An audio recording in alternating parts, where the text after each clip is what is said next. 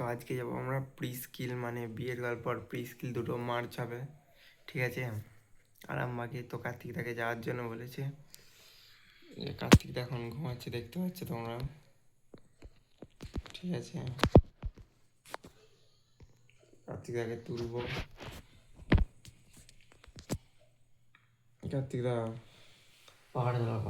তো উঠো, কার্তিকদাকে এখন তুলবো, ঠিক আছে। কার্তিকদা ঘুমাচ্ছে, দেখতে পাচ্ছ তোমরা।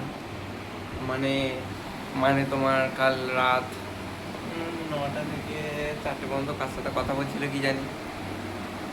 তুলবো কার্তিকদা, কার্তিকদা, ও কার্তিকদা, কার্তিকদা, কার্তিকদা, এই এই উঠো উঠো উঠো উঠো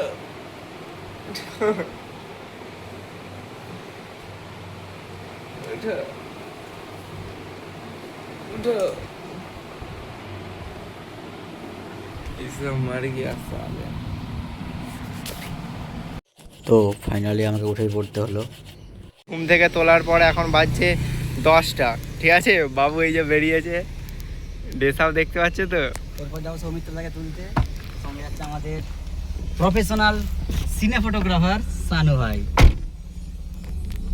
এটা হচ্ছে আমাদের ক্যানেল পোল আছে সামনে, ঠিক আছে। যাবো রামজীবনপুর সৌমিত্রদার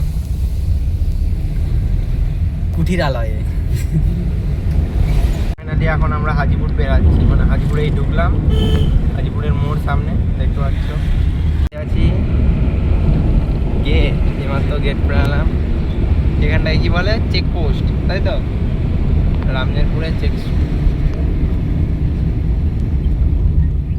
প্রায় সৌমিত্রদার দোকান ওই দেখতে পাচ্ছ তোমরা ওখানে। তো সৌমিত্রদাকে এখান থেকে পাকড়াও করবো, ধরে বেঁধে নিয়ে যাবো।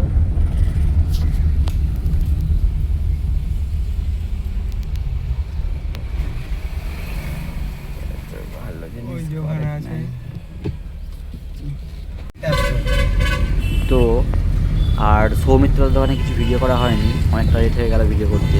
পুরো চলে এসেছি এখন আরামবাগ কাছাকাছি। লেট হয়ে যাওয়ার জন্য ভিডিওটা কতটা গুরুত্ব দিতে পারিনি। এখন আরামবাগ ব্রিজ দেখতেই পাচ্ছ সব কিছু।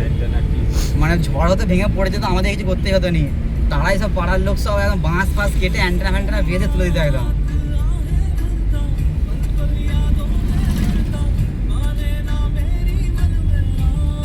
তারপরে এই কদিনে জল হয়ে এত মানে গন্ধটা এত তীব্র হয়ে গেছে, ওরে বাপ রে। এখানটা লাইনে একটা করে এমসিবি বসিয়ে বা একটা করে সুইচ বস করে রাখ, যেটা অফ করে রাখলে টোটাল লাইনটা অফ হয়ে থাকবে। ফাইনালি পৌঁছে গেলাম আমাদের স্টুডিওতে, যেখানে আমাদের জন্য সব কিছু আয়োজন করা হয়েছিল। এই হচ্ছে আজকের আয়োজন, দেখতেই পাচ্ছ আমাদের সেট। এত সুন্দর সেটটা আমাদেরকে উপহার দেওয়ার জন্য ধন্যবাদ প্রি স্কিল ও বিয়ের গল্প। এরপর আস্তে আস্তে শুরু হয়ে গেল আমাদের অনুষ্ঠান। তারপরেই এভাবেই চলতে থাকলো। তারপরে শুরু করে দিলাম আমি আমার কাজ, দেখতে পাচ্ছ। এরপর চলে গেল আমাদের কিছু অনুষ্ঠান, তারপরে খাওয়া দাওয়া, অবশেষে বাড়ি ফিরলাম।